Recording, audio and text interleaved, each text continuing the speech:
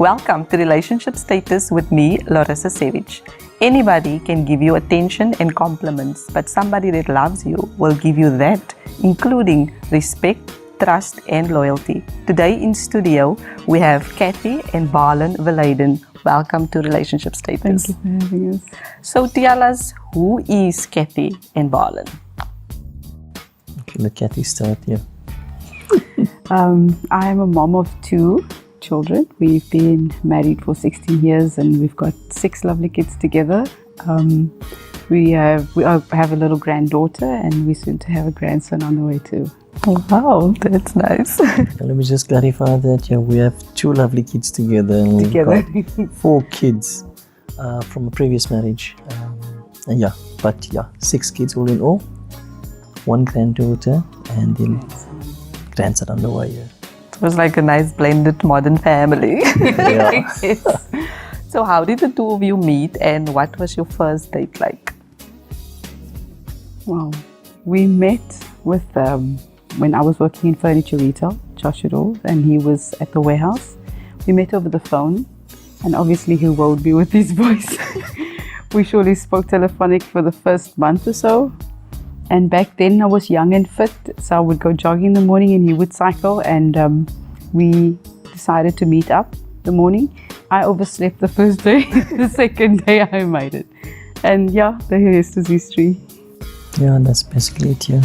And I believe that the 2 of you have a love for bikes. So where did that start? Yeah, let me give that part of that story. Okay, so growing up, all boys want bikes, and I had a colored mom, I don't know if I can say that, but they like, you gaan nie 'n bike kry nie, kus op wiele, all that stuff. So that was like me growing up, and bikes were like taboo. So when I met Cathy, that was still one of the desires. I wanted a bike. And one of my friends phoned and said, listen, you know what, Neisner's got a cell phone shop there that's doing contracts for phones, but you get a bike as a gift. So that was the plan. So what happened was we got a little VUCA that came down. I couldn't even ride bike, but got on about 2 weeks later. She started every morning, but 2 weeks later got onto it, started riding. And then I told Cathy the one morning, or one afternoon actually, it's like, let's go to KFC. She said on a bike. I said, yeah, let's go. So we went for a ride, came back and she said, listen here, this bike is too slow. We need a bigger bike. And that's where the love started.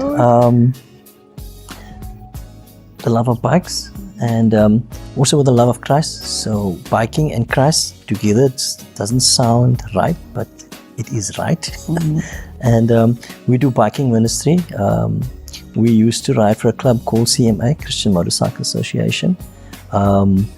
We actually ended that season of our lives about 6 months ago. Start a new chapter. We're going to start a new chapter with a different bike club, which it's more hardcore, but also Christian based. So And how would you say did the bike ministry impact on your relationship? Like, what did you take away from that? I'll have to answer that. Mm-hmm. It's the love for speed, I guess. And honestly, to be on the bike on trips, because we love traveling, it's the only time we get alone. So to say, if it's not work or if it's in the car, the family's there. And the other parts of it is it's just the 2 of us on the bike. So you're left speaking to God most of the time, and then we get to go to rallies and to bring Christ and the love of Christ in an area where people don't usually expect it. We are normal people that loves God and then happens to love biking too. And there are many of those people out there that also love God. And when you're just standing on the outside, you would never say so. But when you get there, it's passionate people that has gone through life, and basically we're reaching a section of life itself that other people cannot penetrate, and just to show them that, God is here and God loves you. I must also add that, like Cathy started saying, that because only 2 can fit in a bike, the kids are out. So we tend to spend more time together. And with the rally, there's no TVs. So with the rally, we're just the 2 of us. So we end up speaking. We end up really spending time together and sharing. And I think because it's away from everything, we'll speak about the things we don't normally speak at home, because at home we'd speak budget, we'd speak what mag jy vanaand of course, what did the children do, the homework. So the biking really gives us that time away from, focus on us. not to say we still care, but it's just time away from the normal, That quality time, yes. that quality time, so that's always been a blessing for us, the bike riding. Wow, that's very interesting. When I look at you, I'd never say that you're into bikes. So what is your love languages, and how does your love languages complement each other? Food. Yes. Okay, so there's mutual ground there. I think we both love eating, we both love cooking food, so I think that's when we connect the most, when we're busy cooking or eating. And I think that's when we're our happiest.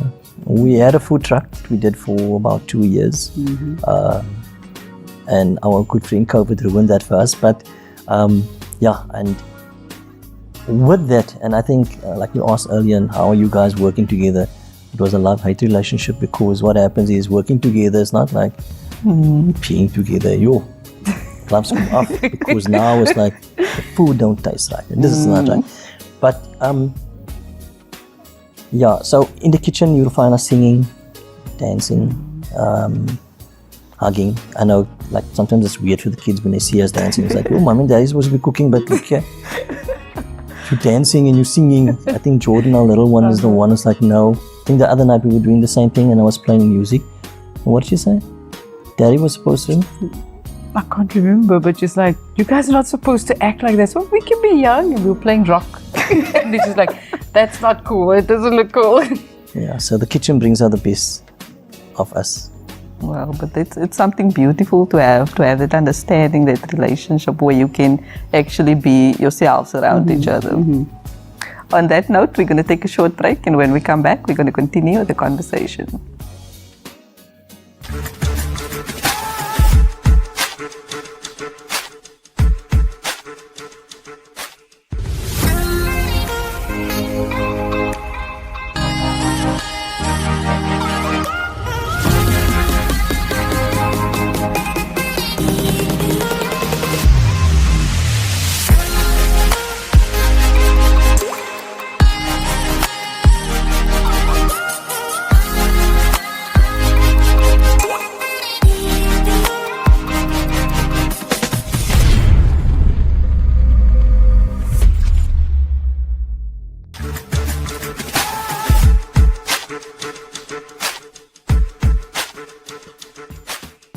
Welcome back, and I'm still in conversation with Cathy and Balen. So before the break, we got a bit into who you are as a couple, how you've met, and so forth. So you've mentioned that you've been married for 16 years and you have 6 children together, in a sense of a modern family. So how did the transition from you guys dating, marriage, and then there's now already children involved, how did that affect the marriage and the relationship between the two of you? I'll go. Look, when myself and Balen met, I come from a pretty mixed background too. I had told him that whenever it came to the children, he never has to get my permission, notify me, but not by permission, because the kids come first. And our daughter Megan moved in with us then, and she was my first child. Yeah, that's why she's spoiled. But it was difficult at the beginning because she was already 10. I was pretty young myself. It took a while because we needed to learn to get to know each other. And today, if I have to look back, I can really not tell you where the years has gone, because it looks like it's always been perfect. It's always, my favorite thing is when the girls are together, because the ages are quite high. The middle daughters, then they would introduce me to their friends. It's like, oh, so by the way, this is my mom at Carrie, and you could see the friends looking like, what's going on here? Because and they would just crack at that every time. But I can honestly just say, by the grace of God, because I was a very stubborn-headed person, am I still? And it took quite a bit, because it obviously takes effort. You know, none of us remain the same. We grow, we change. But today I can honestly look back and say, thank you to God for where He's brought us through. Look, I must also add, it wasn't easy. I mean, I meet Cathy. There's an age difference. Cathy's like 14 years my junior. It's lucky. So, my kids, I mean, Megan, Ashlyn, my stepdaughter, is the same age as Cathy. My biological eldest is 34. Okay, so they were big. And it wasn't easy because with Megan moving into the house, and she was from my first marriage, it was tough. I always told him, I said, look here, you know what, you guys are making me decide between the two of you, which, I mean, I love both of you, but now I've got to decide who's wrong and who's right. And I think that was a challenge going through the years. Now it's like, Megan has grown up. Megan is now 30 years old. She's a grown-up woman now. And now it's like, that's like done and dusted, it's past. But I mean, back in the day, it was like your arguments coming from work, out walking from work, and everyone is like angry and say, what's going on? And then Megan would come, Cathy did this, Cathy did, then there's no more mommy and all these things. And it's like, Cathy did this, Cathy did. I would go there, the child is rude. So now that it's past, it's like, it wasn't even a real issue. But back then, it was pretty real at the time. Yeah. So how do you keep a balance? You know, because when there's children also involved, and sometimes the husband and the wife forget to be husband and wife to each other. So how do you keep a balance in the household? For us to be together? Yes. The bike. Look, it takes effort because we're both working full time. We've been unemployed with COVID, like he mentioned earlier, and we usually had a saying that when finances out the door, love tends to run along behind it because things get real tough and then reality hits. But what I have to say is that we incorporate the kids with everything. Now that Megan and Rishi, they're all grown, they move, their various ways, they've got their own lives, but we check in with each other.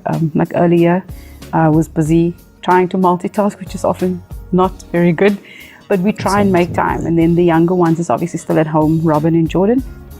We were trying that dancing and cooking and incorporating that because most of the time is at work. We don't get to see or speak to each other most of the time during the day. We will come home and we'll have that, how was your day? And we get home, we forget about what happened today and we'll carry on. And then the kids, and it's often a movie night because our little one, Jordan, she would obviously say, okay, we're having movie night tonight because she will be the one busy with the snacks. And that we try every day, there's different things that we're busy with, especially with the ministry. In the past, it actually got in the way where we never really got to spend quality time with the family and even ourselves. But you learn as you go along. We've learned to ask God basically, is this the time, is that not the time? And then, look, we do a lot of things together as a family, so, and this was with the grace of God. We got a worship ministry that we run, which is called, Worship Without Walls ministry. We actually do ministry to bikers, and we sing. That's what we do. We were at a rally now a couple of weeks back, Store Dogs, and we actually did kind of a concert over there. And then it's Cathy as a singer. I'm doing guitar. Robin is playing as our son. He plays drums. He plays lead guitar, and Jordan does the photography. She does the videos. So even though we are busy all the time, we've got the same love. We love music. We love serving God, and that is basically, I think, what makes it a bit easier. Even with Megan, exactly the same. Megan's also she plays keyboards, so that always kept us kind of on the same thing. So it's always part of it is never a time when we say, okay, we're going to put time aside because what we're doing is what we love doing. So when we're doing it, we're together. Even with going to the rallies and stuff, the kids go with.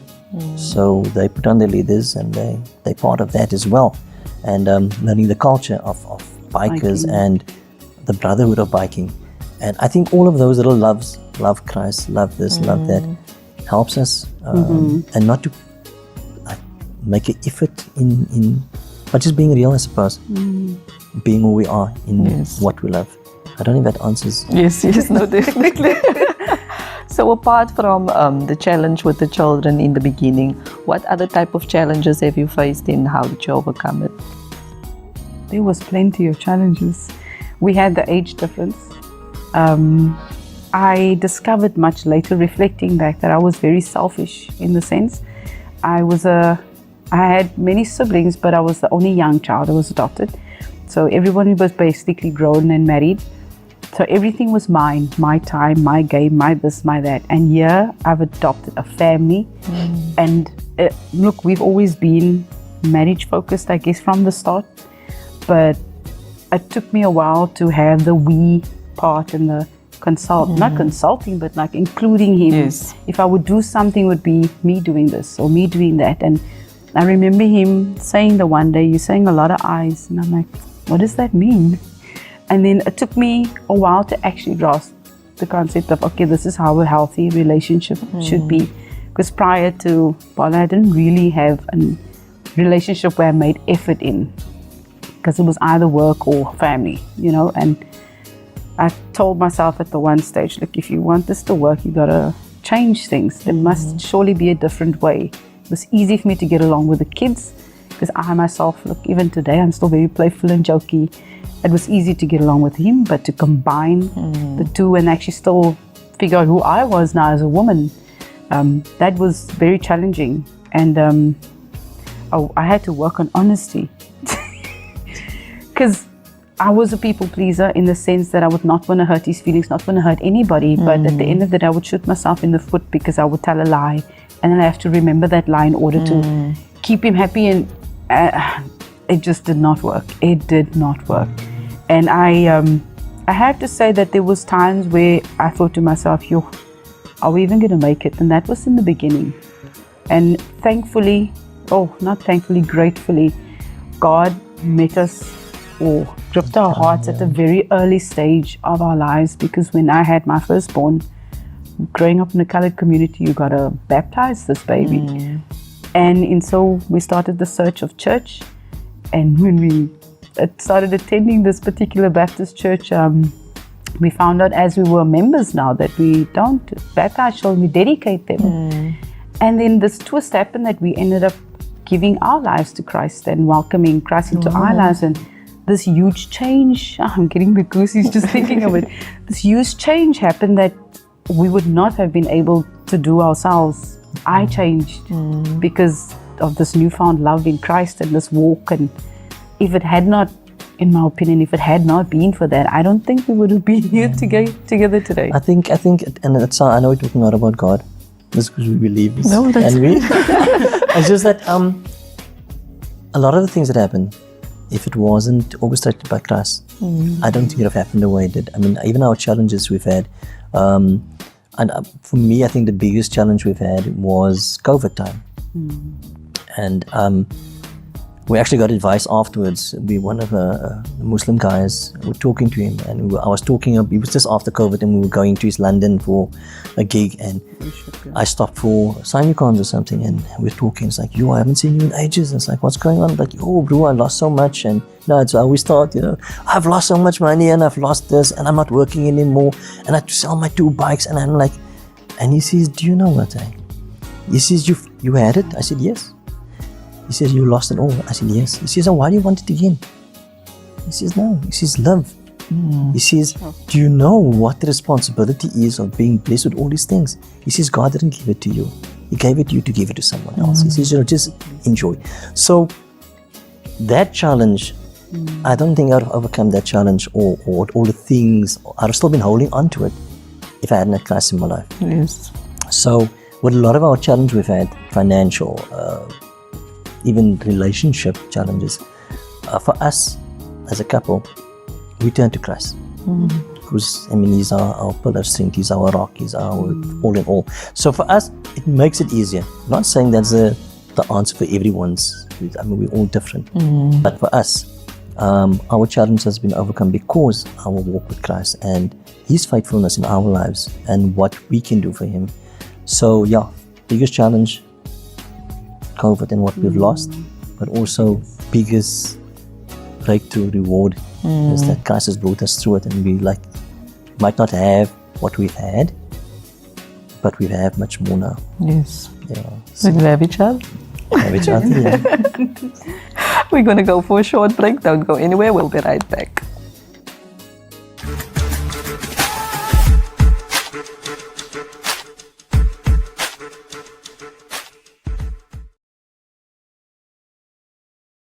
I was busy cleaning. Cleaning? Yes. Look, you will see the house is spotless like it is every day. But look how is the dishes. It's clean, Michael. No waste one. I just finished cooking. That's why there's some You're dishes talking in. nonsense to me. Why are you acting like this? You keep shouting every day. Every time when I come from work, my food is not even ready. But it's finishes in the oven, Michael. But why is the dishes not even clean? I just finished Where have you cooking. been for the whole day? Why is it cleaning the house, Michael? Told you about disrespecting me in my own house. Michael, please. I didn't do anything wrong. And why are you dressed up like a slut? Are you entertaining other men? While I have to work my ass off. What are you talking about? Don't hurt me, please. Shut up! Useless piece of rubbish.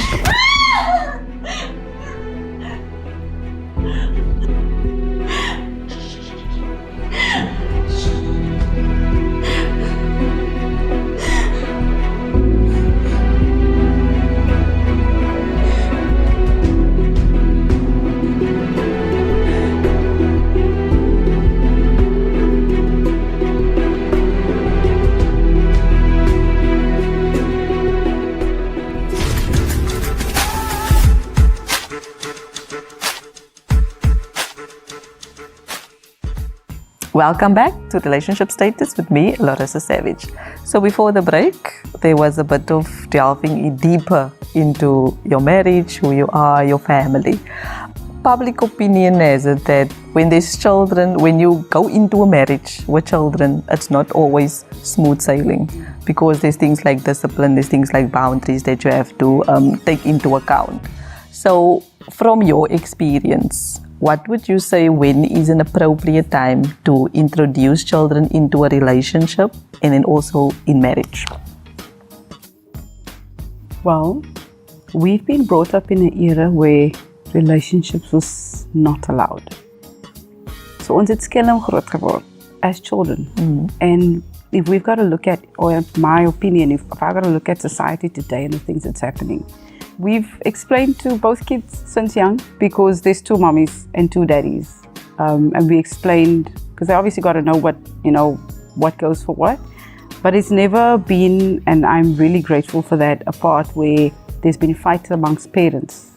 As far as I can remember, that things was ugly, or you understand, myself and their mom always had a good understanding. If I've got to go to work on a Saturday and a Sunday, and I call her and I say, listen, can you help out the kids? I don't want to leave them at home. There's never been a problem. I'm talking 6, 5 o'clock in the morning, taking the kids over, or aftercare, whatever the case may be. She's always been supportive, of that as well. We've really just had, since a very long time, a good understanding and relationship. With the kids being introduced to our relationship with myself and Cathy, I was always with the kids. I'm not trying to blow my own trumpet here by saying I was active in my kids' lives, but I think when Cathy got in, she missed it. So what happened was when Cathy and myself got involved, the kids were always there. They used to come down on weekends. So, and of course, I wasn't always around. I was cycling, I was part DJ, so the kids know I used to walk around a lot, and I had friends and girlfriends. So it wasn't like strange to them. So when I met Cathy, it was like, no, we like that auntie. And I mean, you met Megan and Jason from the first, and they were okay with it. The problem came afterwards, when Megan was becoming a teenager. Then it became challenging. I think when they're kids, it's still okay. It's when they become teenagers and then they talk whatever they've got on their mind, and it's like they know the best. So, but there wasn't a thing that we, from the word go, Cathy knew the kids knew Cathy. When we started going out, when we told Megan we expecting baby, because expected baby before marriage. So she was excited when we said we're getting married. Megan was like Over the top. over the top. And Megan then decided she wants to move to me because I didn't have custody of the kids. So Megan then decided. So I think we were, I'm not going to say lucky because they are saying that God does not exist. We were blessed that Megan actually wanted all of this. And it wasn't long after that Jason wanted to come in. Wow. He was the youngest from my first marriage. Then he said no, he wants to. And then it was like, this is weird because normally dads don't get custody of kids. It's like always it's a battle. So the kids and introducing for us, and it was God orchestrated that it had to happen that way. That the kids were part of it. They're still a part of it. And Rushni and Ashlyn don't Much see older. Jordan and Robin, our younger step. It's like, no, they are like gonna get uitgesort. The other day Megan came there and she said, you got a girlfriend. I'm going to that youth where the child is. And it's like, we've been blessed that from a young age they've been together. From a young age they've been doing things as brother and sister. From a young age Cathy has been mom. Only when they're fighting then it's Cathy. So for us it worked out perfectly. And What the both of you have said now is, I think when children, when they love, they don't see color, they don't see step, they don't see biological, they love unconditionally. And sometimes we as a society and as parents even, we tend to underestimate their understanding of what is happening around them. Just before we end off, do you have a word of motivation or encouragement for other young couples out there or just youngsters in general?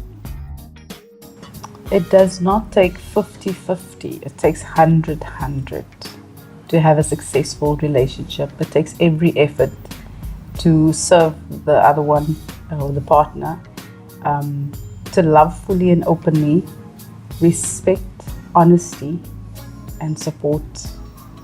It's what I can do. And God, first and foremost, God. And look, I don't think it comes to mind, and I think that is the advice my brother gave me.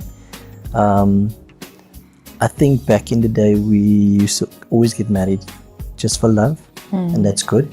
I think, but a lot of it is we need to make sure that we've got the stability. The opportunities that the youngsters or the young folk got now is not what they had back in the day.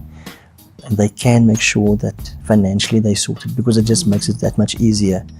Like Cathy said earlier on, that when money leaves, love leaves. Yes. And even like being Christ followers, He hasn't given He's made us wise. This is wise.